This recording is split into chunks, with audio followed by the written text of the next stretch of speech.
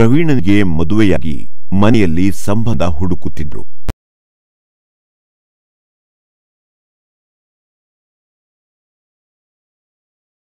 ಪ್ರವೀಣನಿಗೆ ಮದುವೆಯಾಗಿ ಮನೆಯಲ್ಲಿ ಸಂಬಂಧ ಹುಡುಕುತ್ತಿದ್ದರು.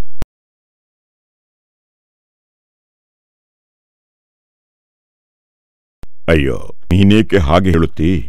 ನೀನೇನು ತಪ್ಪು ಮಾಡಿಲ್ಲ ಪುಟ್ಟಿ. ಅಯ್ಯೋ, ನೀನೇಕೆ ಹಾಗೆ ಹೇಳುತ್ತೀ? ನೀನೇನು ತಪ್ಪು ಮಾಡಿಲ್ಲ ಪುಟ್ಟಿ.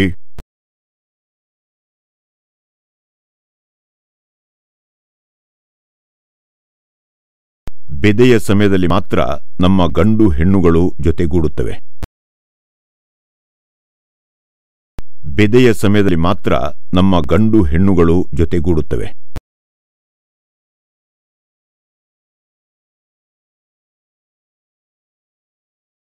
ಕೆಲವರು ಆಳವಾದ ಹೊಂಡದಲ್ಲಿ ಬೀಳಿಸಿ ನಮ್ಮನ್ನು ಹಿಡಿಯುತ್ತಿದ್ದರು. ಕೆಲವರು ಆಳವಾದ ಹೊಂಡದಲ್ಲಿ ಬೀಳಿಸಿ ನಮ್ಮನ್ನು ಹಿಡಿಯುತ್ತಿದ್ದರು.